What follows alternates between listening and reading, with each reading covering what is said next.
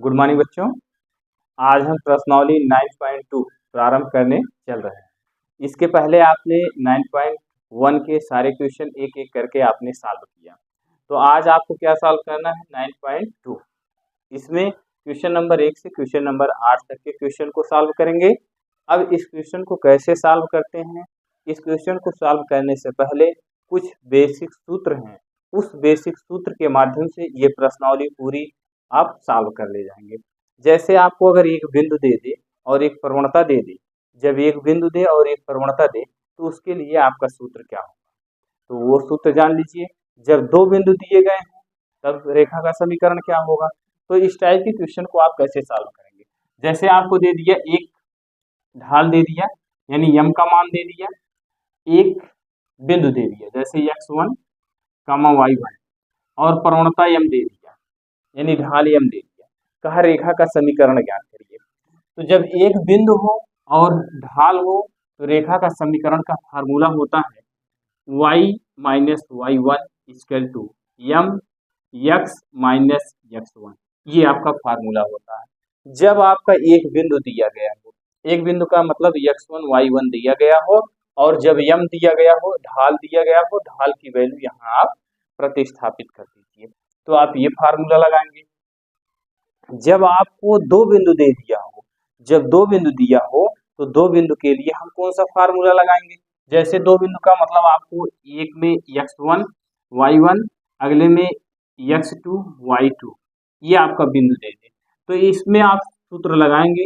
y क्या लिखेंगे, y1 minus y2 equal to y2 minus y1 बटे x2 माइनस x1।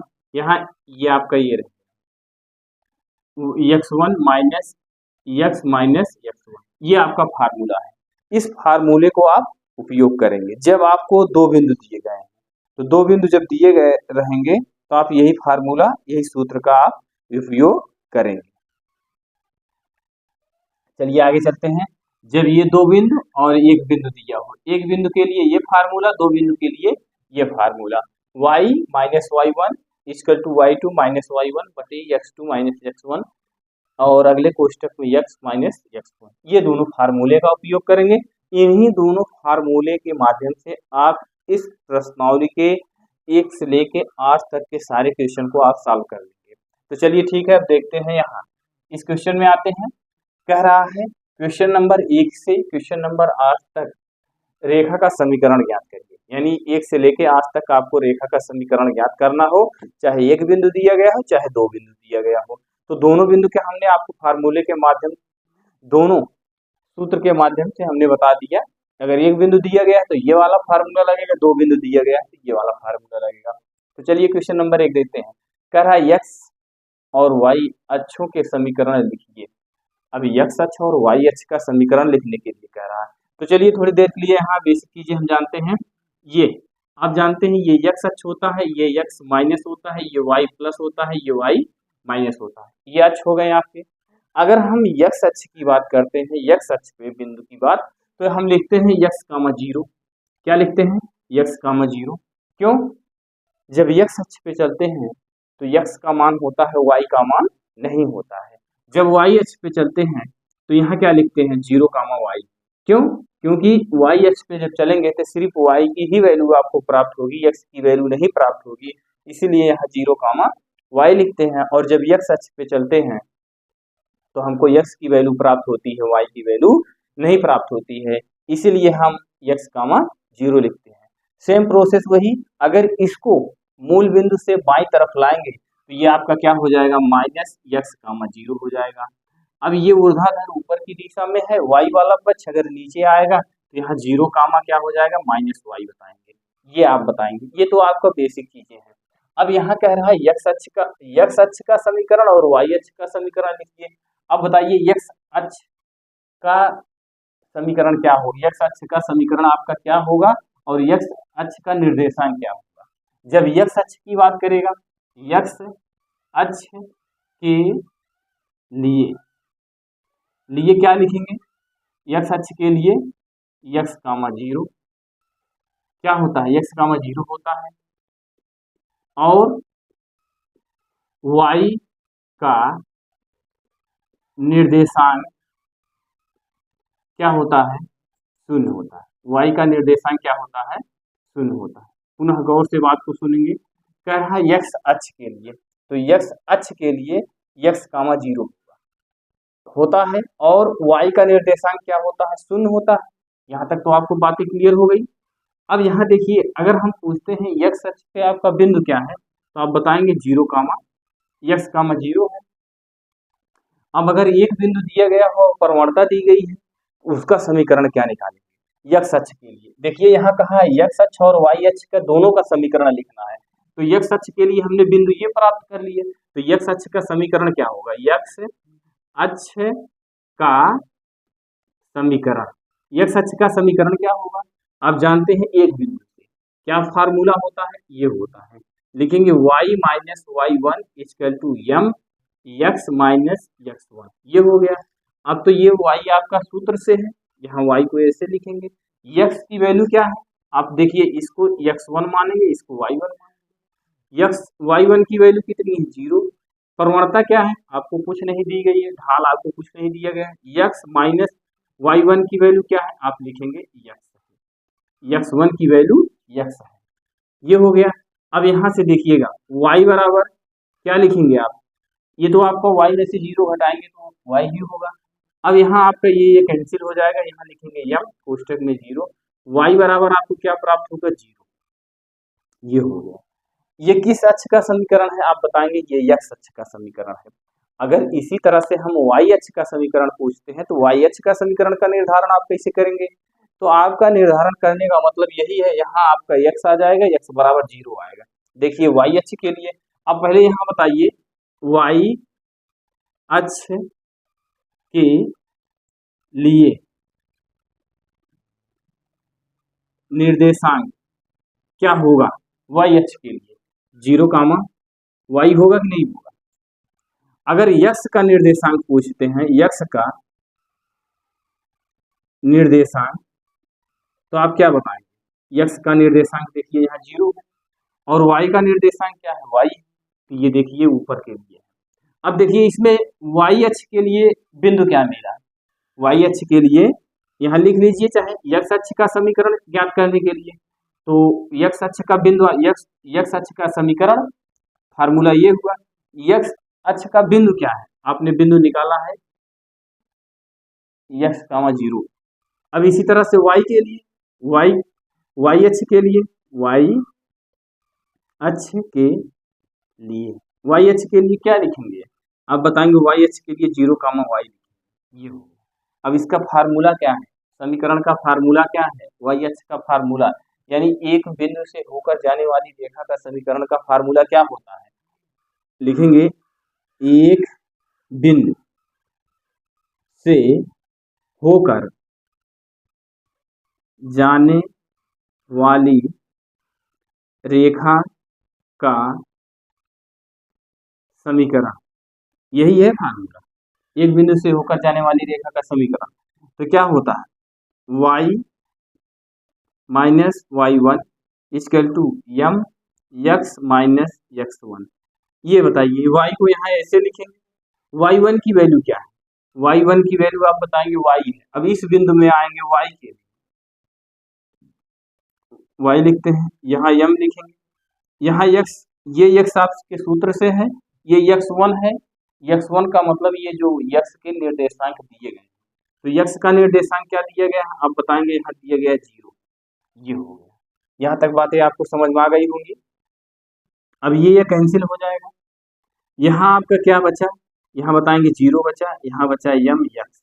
अब ये बताइए यहाँ हम x बराबर क्या लिख सकते हैं, 0/m, तो x बराबर आपको क्या प्राप्त होगा, 0, यानी x के लिए, y अक्ष के निर्देशांक के लिए, y अक्ष के लिए आपका बिंदु क्या निकला था, 0, y।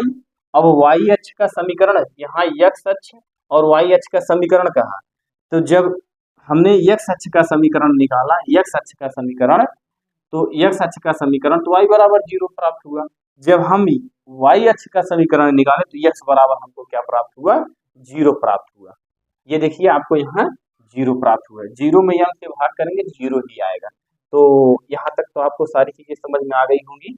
जैसे आपको अगर यक्स अक्ष का कहे, जब यक्स अक्ष का समीकरण कहे तो आप जानते हैं यक्स अक्ष के समीकरण में y बराबर 0 आएगा, और जब y अक्ष का समीकरण कहेगा, y अक्ष का जब समीकरण कहेगा तो आपका यक्स बराबर 0 आ जाएगा। और इसमें आपको यक्स अक्ष पे, जब यक्स अक्ष की दिशा में कह रहा है तो यक्स अक्ष की दिशा में आपका निर्देशांक क्या होगा, यक्स कामा 0, और वाई अक्ष की दिशा में तो इसका निर्देशांक होगा 0 कामा वाई।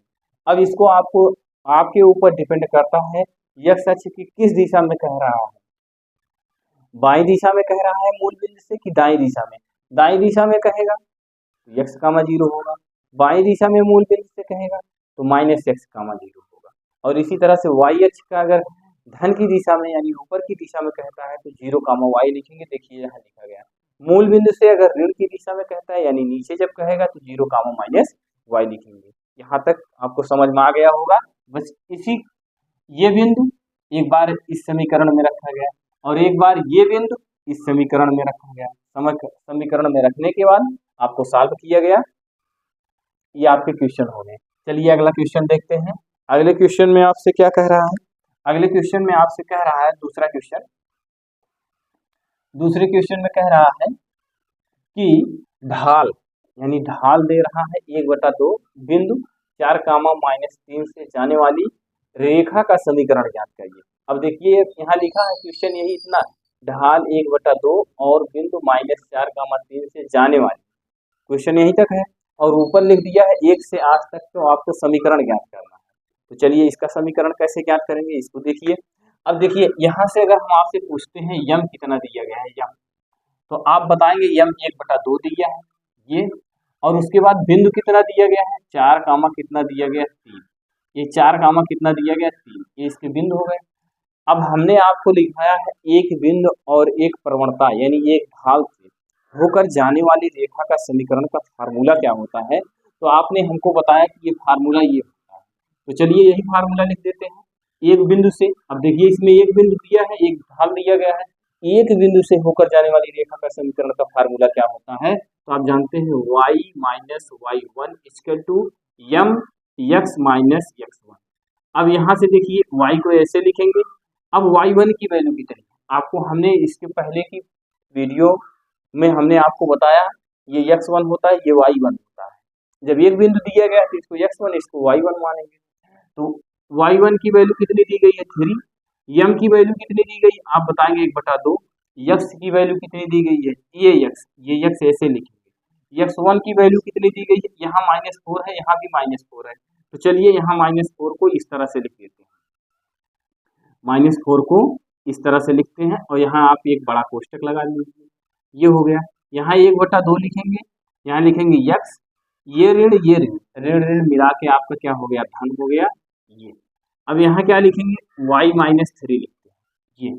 अब इसके नीचे आप 1 मान लीजिए, इसका गुणा इसमें कर दीजिए, इसका गुणा इसमें कर दीजिए। अब 2 का गुणा इसमें करेंगे 2y होगा, -2 का गुणा 3 में करेंगे 6 होगा। अब 1 का गुणा x में करेंगे x होगा, प्लस 1 का गुणा 4 में करेंगे तो 4। यहाँ तक सारी चीजें समझ में आ गई होंगी।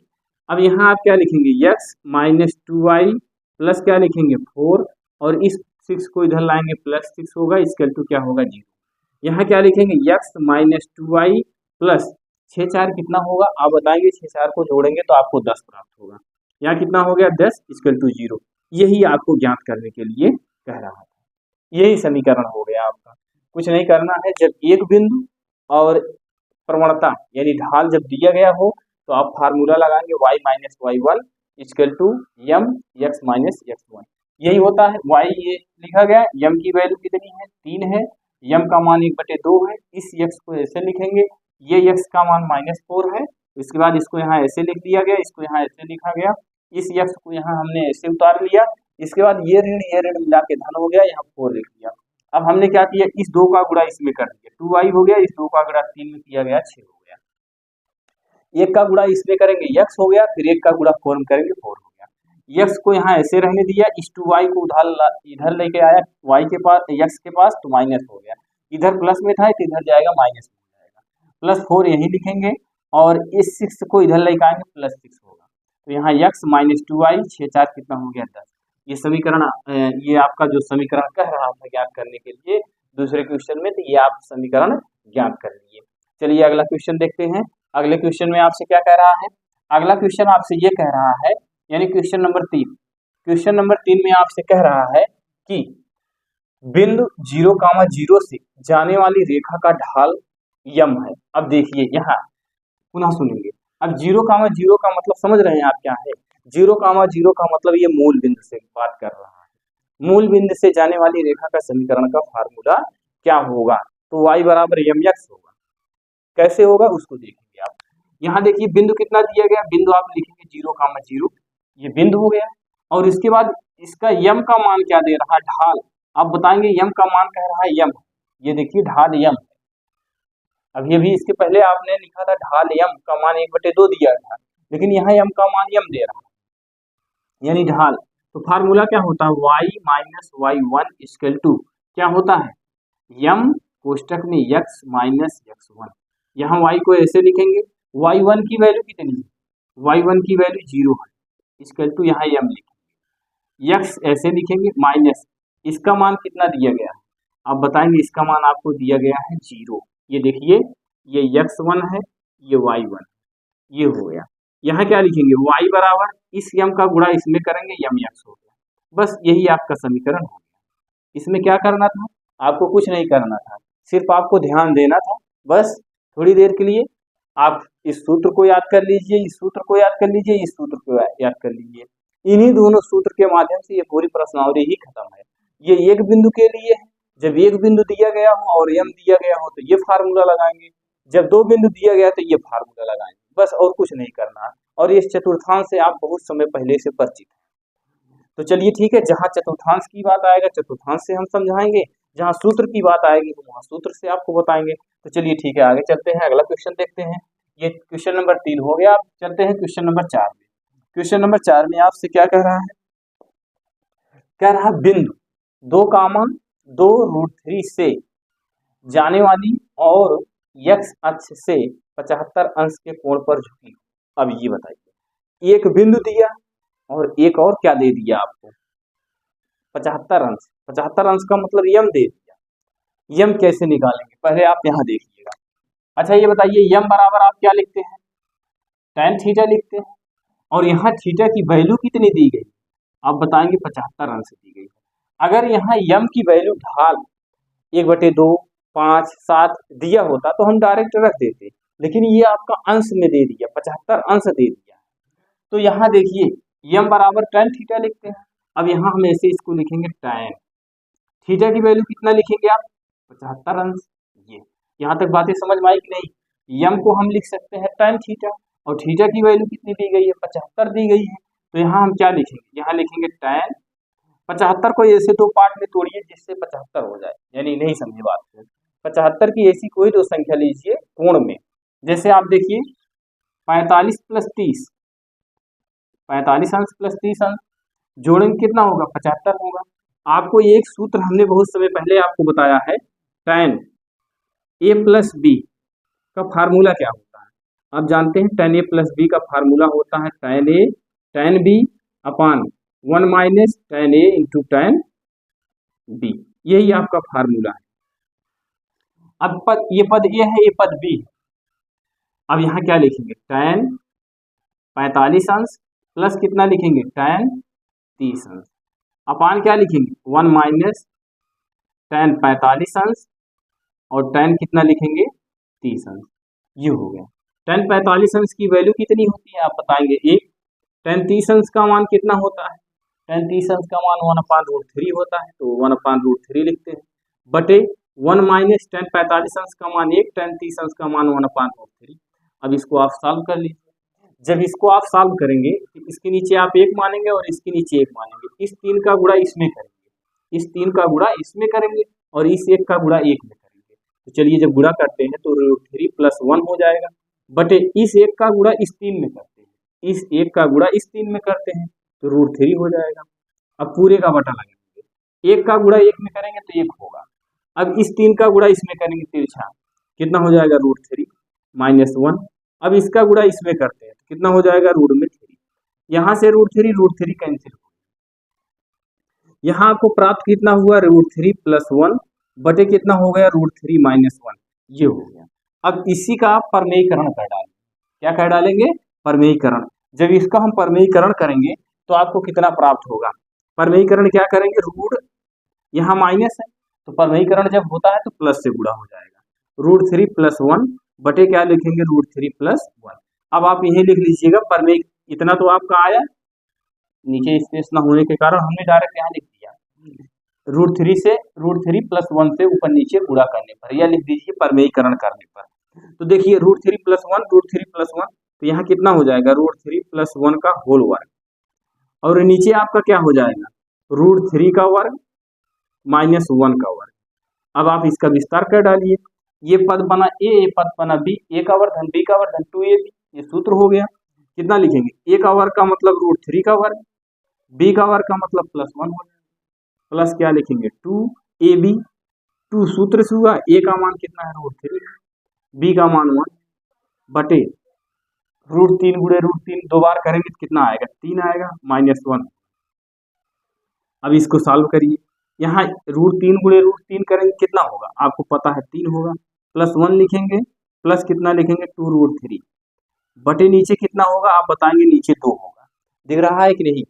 चलिए ठीक है, देखते हैं। यहाँ देखिए कितना आ गया, इतना हो गया।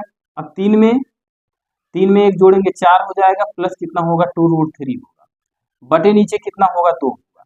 अब इसको और कर दीजिए सरल, 2 को कॉमन कर लीजिए, 2 को कॉमन करेंगे 2 प्लस √3 होगा, बटे कितना होगा? 2 होगा, ये 2 कैंसिल हो गया। अगर यहाँ से हम m बराबर tan थीटा लिखे थे तो tan थीटा लेके हमने सॉल्व किया तो इसकी वैल्यू कितनी आ गई आप बताएंगे? ये m बराबर आपको कितना प्राप्त हो गया आप बताएंगे? 2 प्लस रूट में कितने प्राप्त हुए? 3। ये किसकी वैल्यू हुई आप बताएंगे? ये हमको प्राप्त हुई वैल्यू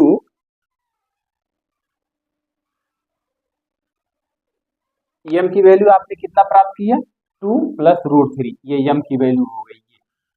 अब जो आपको 75 अंश दिया था, थीटा 75 अंश, अब वह m के रूप में कन्वर्ट हुआ 2√3 आ गया। अब ये देखिए यहीं से आप पुनः ध्यान देंगे, बिंदु आपका क्या दिया गया है? कौन सा सवाल था आप बताएंगे? ये सवाल नंबर आपका था, चौथा सवाल था। इसके बिंदु कितने दिए गए हैं? बिंदु दिया गया 2, 2√3, ये बिंदु है। और इसका फार्मूला क्या है? एक बिंदु से और एक परवलता से होकर जाने वाली रेखा का समीकरण क्या होता है? आप जानते हैं y minus y1 equal to m x minus x1, ये होता है। y को ऐसे लिखेंगे, y1 की वैल्यू कितनी है? y1 की वैल्यू है 2√3 ये, और m की वैल्यू कितनी है आप बताएंगे? 2 प्लस √3, ये देखिए m की वैल्यू आपने ये निकाला है। और यहाँ लिखेंगे x माइनस x1 की वैल्यू कितनी है? x1 की वैल्यू आप बताएंगे 2, ये यहाँ क्या लिखेंगे? y माइनस 2√3 इक्वल टू, अब इसका गुणा इसमें करेंगे, x का गुणा 2 में करेंगे, फिर x का गुणा √3 में करेंगे। तो चलिए करते हैं, कितना हो जाएगा? x का गुणा 2 में करेंगे 2x हो जाएगा, प्लस x का गुणा इसमें करेंगे x √3 हो जाएगा, माइनस इस 2 का गुणा इसमें करेंगे माइनस 4 हो जाएगा, माइनस का गुणा माइनस प्लस में करेंगे माइनस होगा, और यहाँ लिखेंगे 2√3। यहाँ तक आपको सारी चीजें समझ में आ गई होगी। अब देखिए ध्यान दीजिए, यहाँ कितना लिखा गया? x √3, यहाँ कितना लिखा गया? 2√3, और 2√3 यहाँ है। अगर इस 2√3 को इधर ले जाएंगे तो प्लस में हो जाएगा। तो चलिए यहाँ से ये और ये कैंसिल हो गया, क्यों? क्योंकि जब इधर इसको ले जाएंगे तो ये प्लस में हो जाएगा, प्लस में हो जाएगा तो कैंसिल हो जाएगा। तो यहाँ बचा कितना? y बराबर, यहाँ कितना लिखेंगे? 2x प्लस x √3, और माइनस कितना बचा आपका? 4, ये हो गया। अब यहाँ से आप क्या कर सकते हैं? समीकरण ज्ञात करने के लिए कह रहे हैं। अभी आपका ये समीकरण नहीं हुआ है, अभी आपका ये समीकरण नहीं हुआ है, तो यहाँ कितना लिखेंगे आप देखिए, ध्यान दीजिएगा, यहाँ कितना लिखेगा? ये 2x को लिखेंगे, इसको प्लस x √3 लिखेंगे, y को इधर लेके जाएंगे, जब y को इधर लेके जाएंगे माइनस y हो जाएगा, -4 होगा इक्वल टू 0।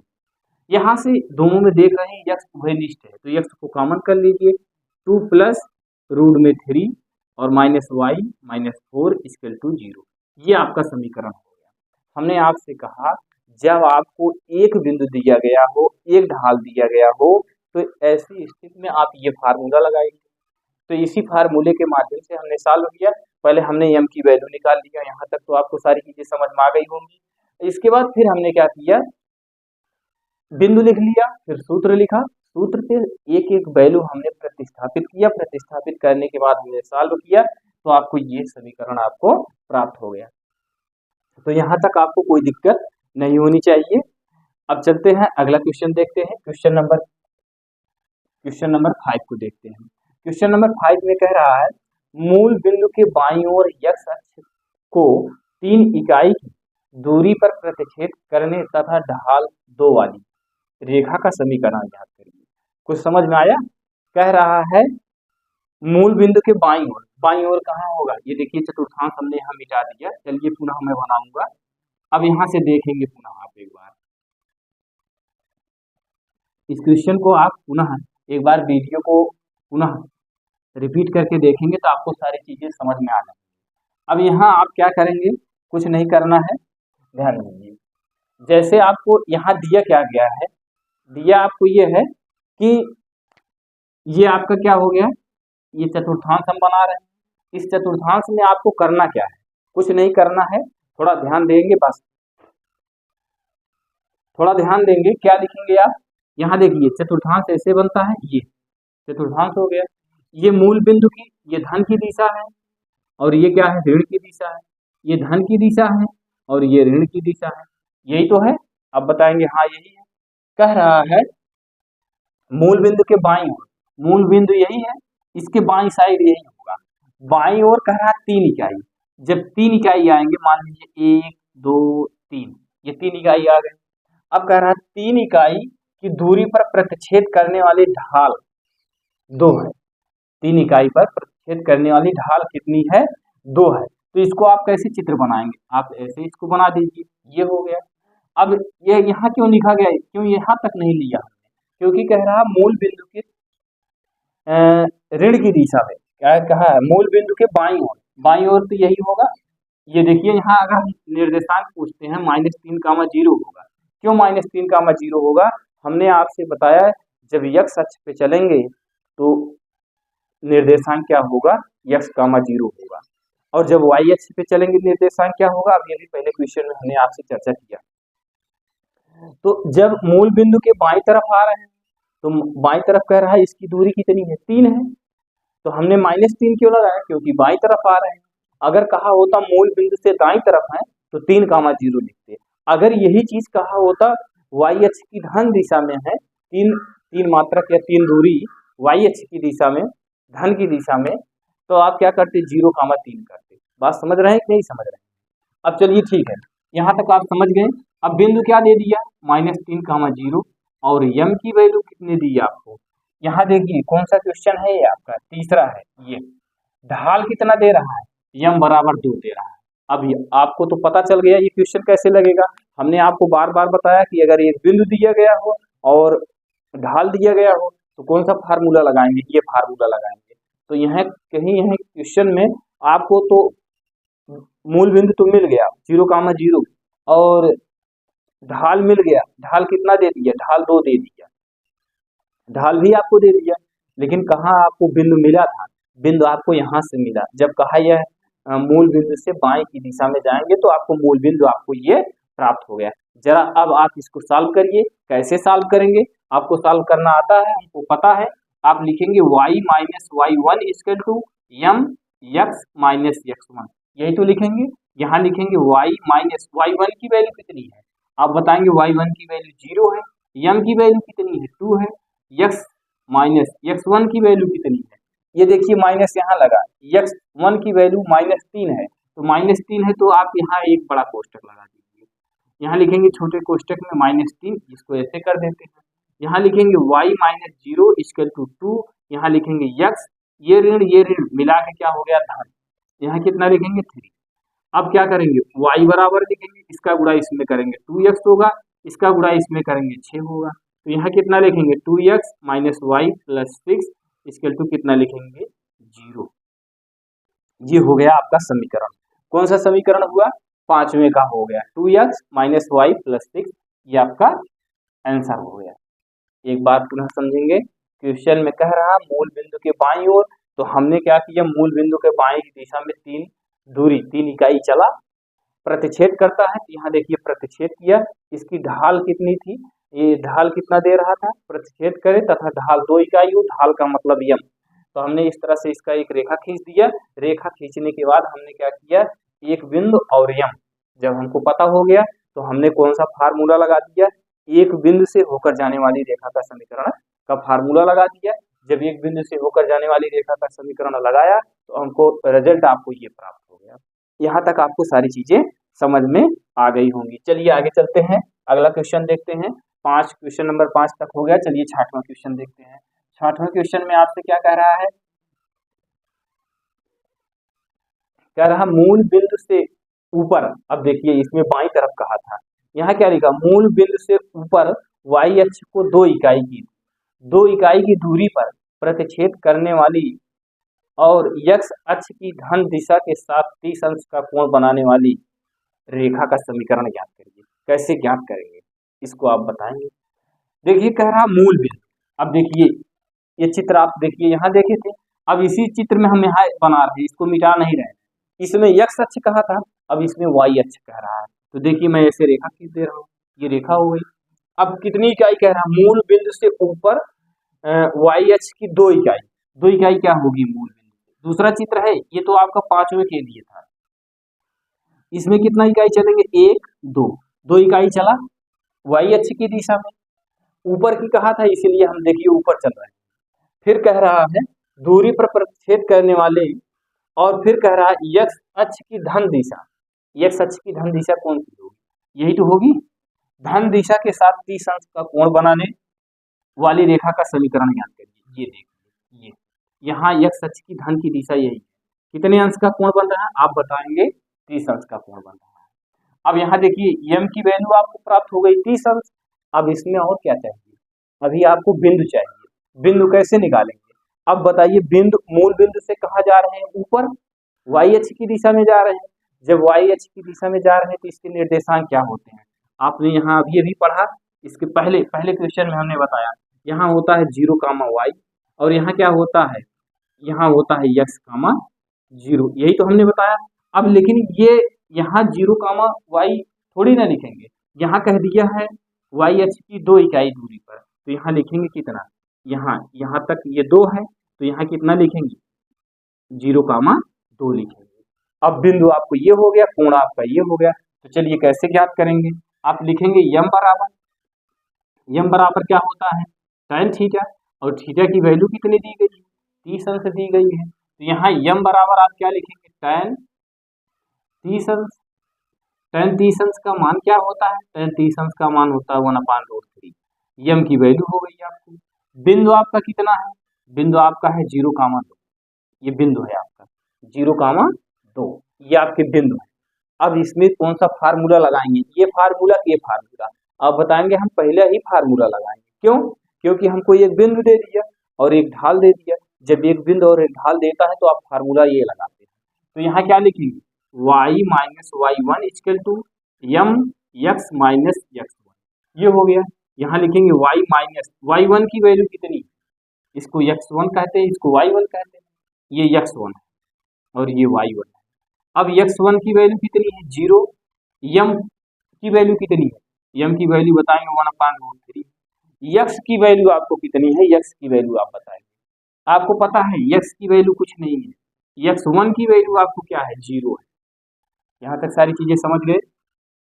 यहाँ लिखेंगे y बराबर कितना लिखेंगे इसका गुणा इसमें करेंगे x/√3। यहाँ तक सारी चीजें समझ में आ गई। अब आप क्या करेंगे, ये क्वेश्चन नंबर कौन सा था, 6 था। अब इसको आप सॉल्व करेंगे। जब सॉल्व करेंगे तो इसमें कितना आएगा, जरा आप इसको बताइए सॉल्व करके। यहाँ देखिए y की वैल्यू क्या दी गई, y1 की वैल्यू 2 दी गई, यहाँ आप 2 लिखेंगे। यहाँ लिखेंगे y माइनस 2 इक्वल टू, यहाँ इसका गुणा किया हमने x बटा इतना हो गया, इसका गुणा इसमें करेंगे 0 हो जाएगा। अब इस पूरे पद के नीचे 1 मान लीजिए, इसका गुणा इसमें कर लीजिए, इसका गुणा इसमें करेंगे, x का गुणा इसमें करेंगे x हो जाएगा इक्वल टू, इसका गुणा इसमें करेंगे 3 का गुणा इसमें करेंगे तिरछा, तो कितना हो जाएगा y√3 माइनस इसका गुणा इसमें करेंगे 2√3 हो गया, ये हो गया। अब यहाँ क्या करेंगे आप, यक्स और इसको इधर लाएंगे, क्या लिखेंगे -y√3 और इसको भी इधर लेके चले आएंगे +2√3 इसके टू क्या हो गया 0। यही आपका समीकरण हो गया। आप ये बताइए 5वें और 6वें में कुछ अंतर था, आप बताएंगे कुछ अंतर नहीं। इसमें ढाल शब्द का उपयोग कर दिया था, ढाल 2 लिख दिया था, तो यम बराबर डायरेक्ट हमने 2 रख दिया।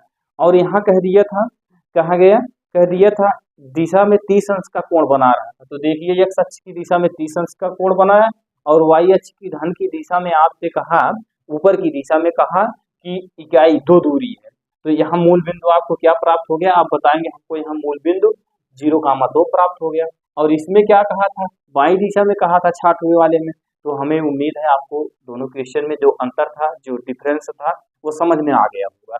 चलिए अब आगे चलते हैं, आगे क्या कह रहा है आपसे, ये क्वेश्चन नंबर 6 हो गया। चलिए क्वेश्चन नंबर 7 में चलते हैं। अब क्वेश्चन नंबर 7 में आप बताएंगे क्वेश्चन नंबर 7 को हम कैसे सॉल्व करेंगे, जरा यहाँ आप बताइए, कमेंट करिए। देखिए यहाँ हम देखते हैं, कह रहा है बिंदु -1,1 और 2,-4 से जाते हुए रेखा का समीकरण ज्ञात करिए। अब क्वेश्चन में यही इतना लिखा है, ऊपर पहले ही लिख दिया है रेखा का समीकरण ज्ञात करना है। तो आप इस क्वेश्चन को पूरा यहाँ से पढ़ें। यहाँ देखिए आपको लिखा बिंदु इतना और इतने से जाते हुए, हुए का मतलब रेखा का समीकरण आपको ज्ञात करना है, रेखा का समीकरण ज्ञात करना है।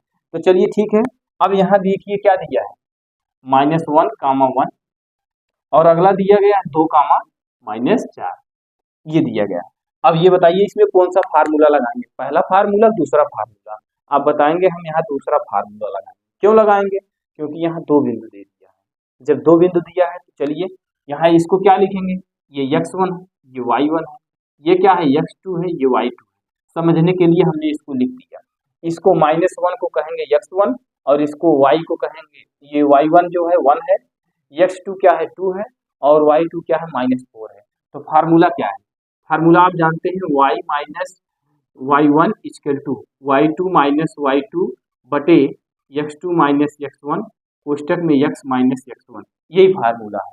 अब यहाँ से देखिए इस y को हम यहाँ ऐसे लिख लेंगे, y1 का मान कितना है आप बताएंगे 1 है। यहाँ से देखिए y1 का वैल्यू 1 है, = y2 की वैल्यू कितनी है। अब y2 की वैल्यू आप लिखेंगे -4 माइनस y1 की वैल्यू कितनी है, यहाँ देखिए y2 - y1 है, y1 की वैल्यू कितनी है 1 है, बटे x2 की वैल्यू कितनी है, x2 की वैल्यू 2 है, माइनस x1 की वैल्यू कितनी है, x1 की वैल्यू -1 है और यहाँ भी 1 होगा, -1 और माइनस मिला के क्या हो जाएगा +1, ये हो गया। अब ऊपर क्या लिखेंगे कोष्टक में, यहाँ x1 की वैल्यू कितनी है, x1 की वैल्यू देख रहे हैं -1 है, तो -1 और ये +1। यहाँ तक सारी चीजें आपको समझ में आ गई होगी। सिर्फ हमने मान को प्रतिस्थापित किया है, अभी तक इसमें कुछ किया नहीं है। हमने सिर्फ सूत्र को लिखा, सूत्र के लिखने के बाद x1 y1 x2 y2 जो भी वैल्यू थी उस वैल्यू को हमने क्या किया, यहाँ प्रतिस्थापित कर दिया। अब प्रतिस्थापित करने के बाद हम उसको सॉल्व करेंगे। कैसे सॉल्व करेंगे, चलिए यहाँ y - 1 -4 है, -1 है तो -5 हो जाएगा, नीचे 2 में 1 जोड़ेंगे कितना हो जाएगा, आप बताएंगे ये 3 हो जाएगा। अब इसके बाद फिर क्या लिखेंगे, x + 1 लिखेंगे। यहाँ तक सारी चीजें समझ में आ गई। अब इसका गुणा इसमें कर दीजिए, जब इसका गुणा इसमें करेंगे लिखेंगे 3y माइनस इस 3 का गुणा इसमें y में कर रहे हैं, फिर इस 3 का गुणा 1 में कर रहे हैं, ये हो -5 का गुणा किसमें करेंगे x में, तो -5x हो गया, फिर माइनस का गुणा इसमें करेंगे तो कितना हो जाएगा -5 हो गया। यहाँ तक आपको सारी चीजें समझ में आ गई होगी।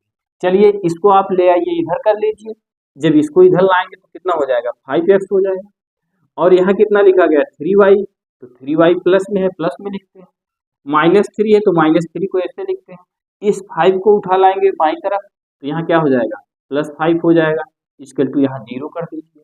यहाँ कितना लिखेंगे 5x + 3y, अब इसको घटा दीजिए, 5 में से -3 को घटाएंगे तो +2 आ जाएगा, इसके टू कितना हो गया 0। ये आपका क्वेश्चन नंबर कौन सा था, क्वेश्चन नंबर 7 था, क्वेश्चन नंबर 7 आपका कंप्लीट हो गया। यहाँ तक उम्मीद है इसमें कुछ आपको बताने वाली चीजें नहीं, क्योंकि हमने आपको सूत्र बताया, सूत्र पे बताने के बाद x1 y1 को डिवाइड किया, x1 क्या था y1 क्या था, इसको हमने बता दिया, बताने के बाद फार्मूले पे रख दिया, उसके बाद हमने सॉल्व कर दिया, आपका हो गया। चलिए आगे चलते हैं, अगला क्वेश्चन देखते हैं।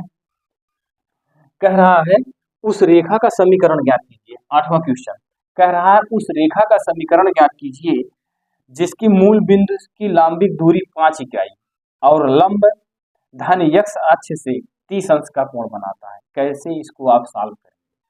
तो चलिए इस टाइप के क्वेश्चन को आप थोड़ा सा ध्यान देंगे, ये और क्वेश्चन से ये थोड़ा से हट के है।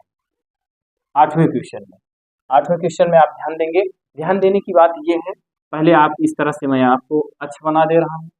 अक्ष में क्या कह रहा है, उस रेखा का समीकरण ज्ञात कीजिए जो मूल बिंदु से लंबिक दूरी कितनी है 5। ये देखिए अक्ष हमने बताया ये, और किस दिशा में कह रहा है, धन की दिशा में, x अक्ष की धन की दिशा ये, इसको हमने ऐसे कर दिया। कह रहा लंबिक दूरी कितनी है 5 है। अब मूल बिंदु से इस अक्ष की दूरी कितनी है, ये इस अक्ष की दूरी आपको दे रहा है 5। क्वेश्चन को पढ़िए, रेखा का समीकरण ज्ञात कीजिए मूल बिंदु से लंबिक दूरी, मूल बिंदु यही है, इस रेखा पर लंबिक दूरी कितनी है 5, ये हो गया। और फिर कह रहा है धन x अक्ष से 30 अंश का कोण बनाती है। धन x अक्ष यही तो है, x अक्ष, धन x अक्ष यही है, 30 अंश का कोण बनाती है, यहाँ थीटा बराबर 30 अंश, ये हो गया। आपको यहाँ तक सारी चीजें समझ में आ गई, हमको पता है। अब इसका फार्मूला एक दूसरा है, उसको देखेंगे। इस टाइप के क्वेश्चन को आप कैसे सॉल्व करेंगे। अगर यहाँ से हम थीटा बराबर पूछते हैं तो आप क्या बताएंगे, 30 अंश बताएंगे। अगर हम आपसे यहाँ p पूछते हैं तो लंबिक दूरी 5 है, p बराबर 5 बताएंगे। इसका फार्मूला होता है x cos theta plus y sin theta equal to क्या लिखेंगे आप, p, ये p हो गया। अब यहाँ से x को ऐसे रहने देंगे, यहाँ लिखेंगे cos थीटा की वैल्यू कितनी है, आप बताएंगे 30 अंश, प्लस कितना लिखेंगे y, sin कितना लिखेंगे 30 अंश, p की वैल्यू कितनी है, आप बताएंगे p की वैल्यू 5 है। यहाँ तक आपको सारी चीजें समझ में आ रही है। चलिए यहाँ लिखेंगे x cos 30 अंश का मान कितना होगा। अगर आप sin 60 अंश का मान जानते हैं तो cos 30 अंश का मान आप बता ले जाएंगे। तो आप जानते हैं sin 60 अंश का मान √3/2 होता है, तो इसका मान भी वही होगा √3/2, प्लस y लिखेंगे। sin 30 अंश का मान क्या होता है, sin 0 होता है, sin 30 अंश में 1/2 होता है, 1/2 लिख देते हैं, इक्वल टू कितना कर देंगे 5। ये बताइए दोनों का हर सेम है, अगर इस x का गुणा इसमें करेंगे तो कितना लिखेंगे, x √3 लिखेंगे, और प्लस इसका गुणा इसमें करेंगे y लिखेंगे। हर आपका सेम है तो लासा लेने की जरूरत नहीं है, तो डायरेक्ट आप नीचे 2 लिख दीजिए, इक्वल टू क्या करेंगे 5/1 कर देंगे। इसका गुणा इसमें, इसका गुणा इसमें करेंगे। जब इसका गुणा इसमें करेंगे x √3 plus y equal to 5 2 कितना होगा 10, ये हो गया।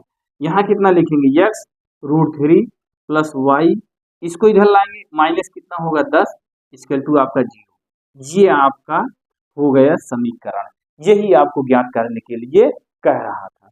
उम्मीद है यहाँ तक सारी चीजें आपको समझ में आई होंगी। ये हमने 1 से लेकर 8 तक क्वेश्चन लिया, बहुत आराम से, बहुत धीरे धीरे आपको बताने का प्रयास किया। एक एक पॉइंट हमने, ऐसा कोई पॉइंट नहीं होगा जिस पॉइंट को हम आपको ना बताए हों। तो आप इस क्वेश्चन को अगर एक बार वीडियो देखने से समझ में नहीं आ रहा है, इसको दोबारा देखिए, तिबारा देखिए। जब तक आप इस पे पेन कॉपी लेके बैठेंगे नहीं, लिखेंगे नहीं, अभ्यास नहीं करेंगे, तब तक आपको ये आएगा नहीं।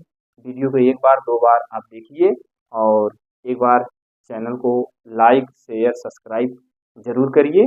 और इस क्वेश्चन में 1 से 8 तक कहीं भी कोई समस्या हो तो उसको कमेंट करिएगा। धन्यवाद।